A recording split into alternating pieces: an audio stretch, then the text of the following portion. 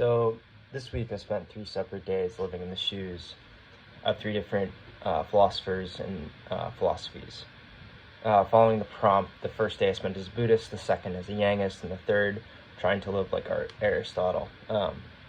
Summing up my goals met, and like the results is generally how I, in my own life, check in with myself and see if I'm doing well.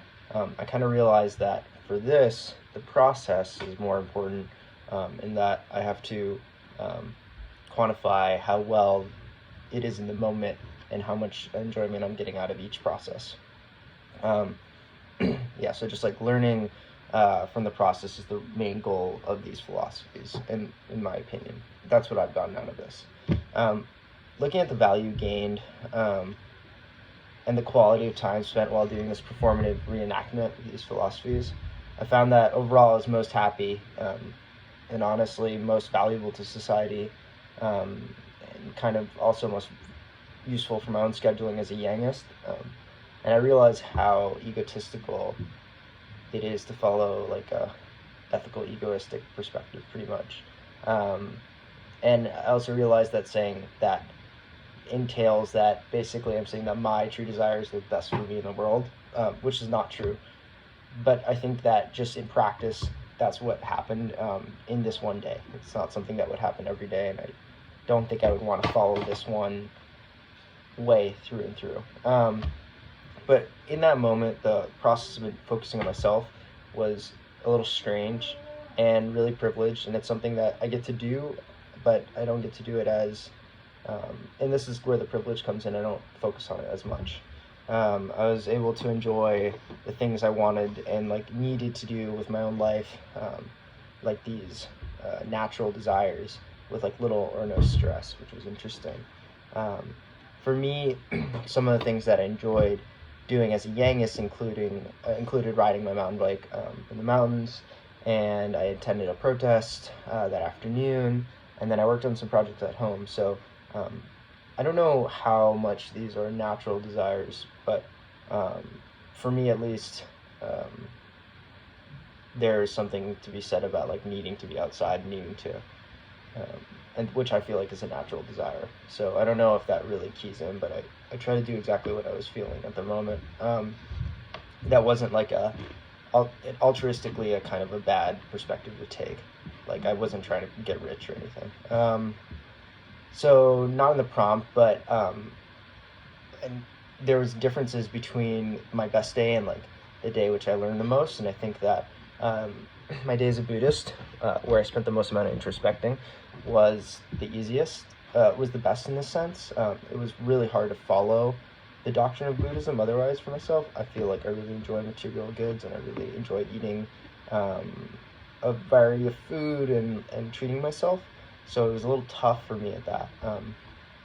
But I got to spend 20 minutes a day in the morning meditating, and 10 minutes in the afternoon meditating. And this is not something I did on my Yangist day. So kind of moving on with the prompt, a Yangist lifestyle requires a significant more amount of resources. I ended up spending a good amount on food that day and on some mountain bike equipment that I needed. I dropped by my local shop to buy that stuff. But so, obviously a Buddhist lifestyle was the cheapest. I didn't spend almost anything. I ate at home. I minimized my access to my own resources even. And then the Aristotelian, I don't know how you would say that, but my day as Aristotle was just a little strange. Kind of this virtue ethics of finding the means was really weird to me. I'm definitely not a person who tries to go towards the midway.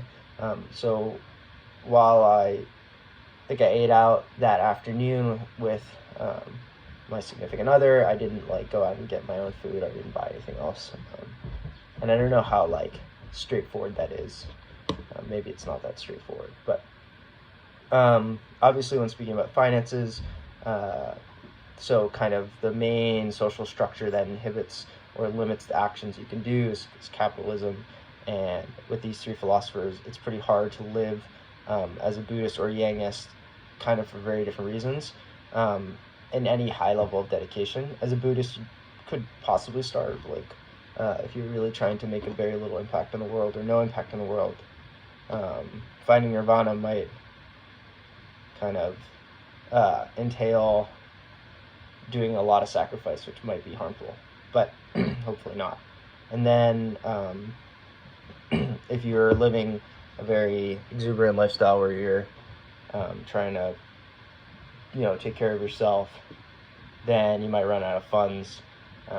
And I don't know, like, that's not saying like you should be trying to go for wealth, because that's not a natural desire, but I don't know, maybe because feeding yourself is a natural desire, you could continue on that way.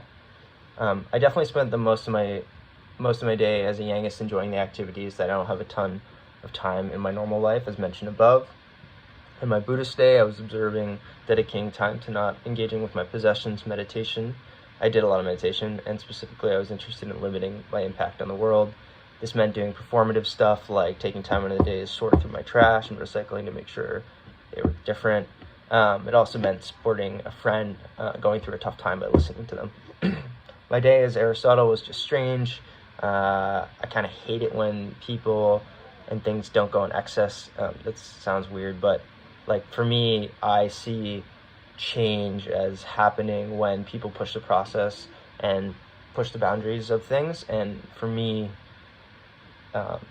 it's really easy to get trapped in one cycle that could be harmful to many people, in this kind of like find the virtue, like follow like this virtuous path. This means not being excessive. And then, but that day I did spend my time trying to balance my reactions with patience and learning to listen to all sides of any debate, and that was something I found really insightful.